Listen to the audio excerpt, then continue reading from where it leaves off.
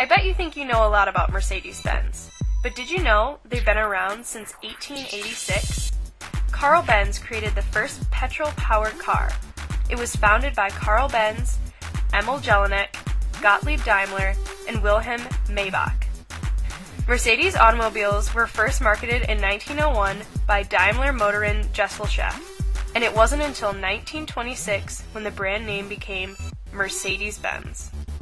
It also may be surprising to hear that during the 1930s, Mercedes-Benz produced the 770 model that was very popular during the Nazi period in Germany. Adolf Hitler even drove many of these cars, with bulletproof shields, of course. You can now see these cars in Ottawa, Ontario, in the War Museum.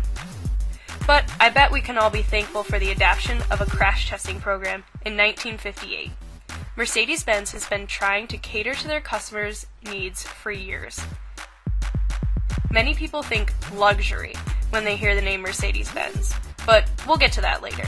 For now, let's start with Mercedes-Benz's values. They have 6 values they refer to as what drives us, specifically for the Mercedes-Benz USA. The 6 values are the audacity to reject compromise, the instinct to protect what matters, the commitment to honor a legacy, the vision to consider every detail, the foresight to take responsibility, and the ingenuity to outperform expectations.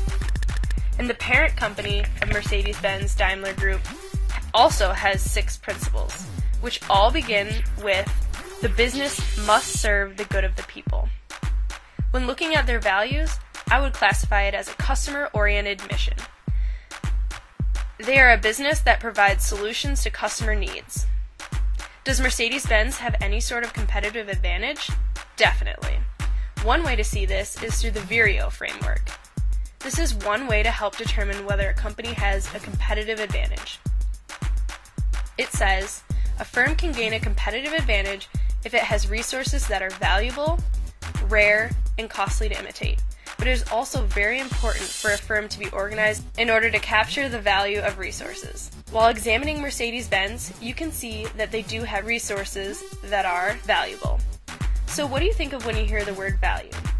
I think of what a customer wants in a product, and that is exactly what Mercedes delivers. Their strategy would be considered a focused differentiation, because they seek to create higher value for customers than the value that competitors create, such as BMW. And they do this by delivering products or services with unique features while keeping costs at a similar level. Mercedes makes cars just like many other companies, but the reason customers buy their cars is they have value. They make luxury cars. But let's break this down into a few value drivers and give you some examples. Product features. The C-Class, E-Class, and S-Class sedans all have a number of features you can add to the car.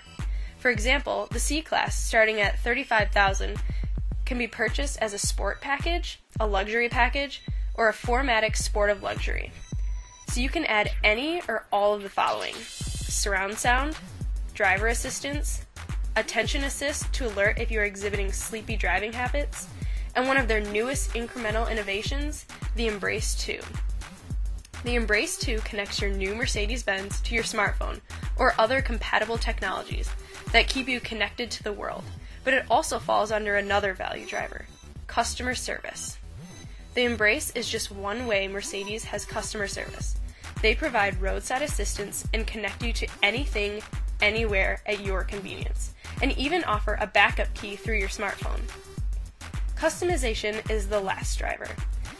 The C-Class, E-Class, and S-Class sedans, along with all of their cars, can each be customized through different models, design, performance, and technology. This allows the customer to make their perfect car.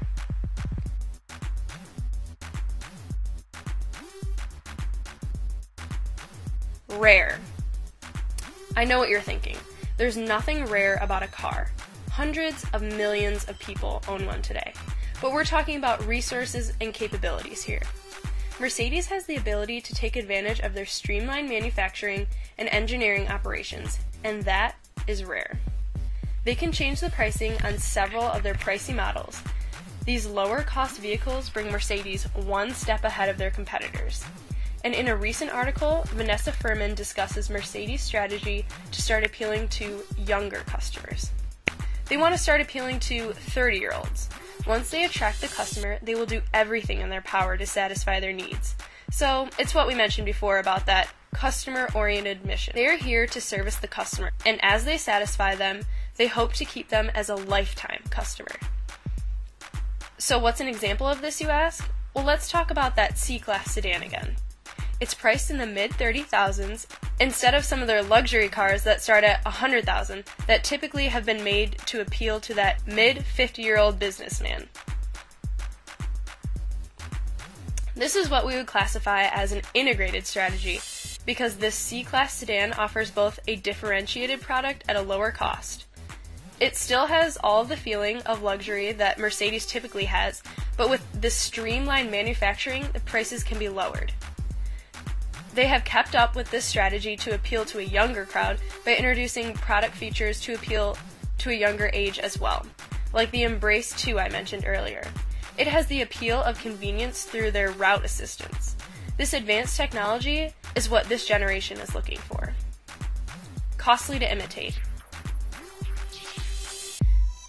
Mercedes differentiates themselves from its competitors in 5 ways: innovation, performance, design, safety, and environment. Their competitors find these 5 things hard to imitate because Mercedes does not stop inventing new ways to realize the potential of the road ahead. They take advantage of engineering to create performance, and they continue to be a leading pioneer with prevention and environmental technology to keep the riders and environment safer. The technology they put into their cars and use to make their cars better is hard for a company to replicate. But that isn't the only way they are costly to imitate. So no, we're not just talking about spinning rims or diamond-encrusted accessories, because Mercedes is not just about the materials. They want an extraordinary product. On the Mercedes-Benz website, they have a quote that describes this idea. At Mercedes-Benz, we're not interested in building cars that are merely powerful or fast. Instead, we choose to engineer automobiles that combine the many facets of performance to create something extraordinary. Sensations that cannot be expressed in horsepower and torque. Because to us, cars aren't just machines, and what they make us feel cannot be measured. When looking at the US, Mercedes has been more popular than that of their largest competitor, BMW. And lastly, organized to capture value. To exploit the competitive advantage for a company, it must be organized to capture value. This means it must have an effective organizational structure and coordinating systems. Mercedes has been very adapted to increasing the value in their organization. In 1998, they even horizontally integrated, which we like to call the process of acquiring or merging with competitors. In this instance, Daimler-Benz and the Chrysler Corporation merged to create Daimler-Chrysler.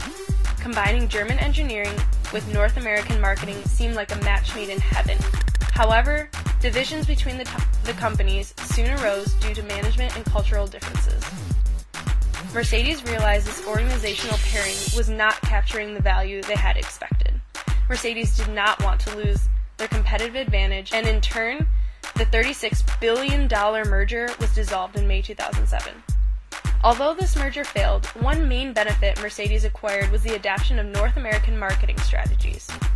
Mercedes-Benz had major advertising promotions at this year's Super Bowl, holding naming rights to the Superdome. Mercedes branding covered the external surfacing as well as the famous logo on its roof.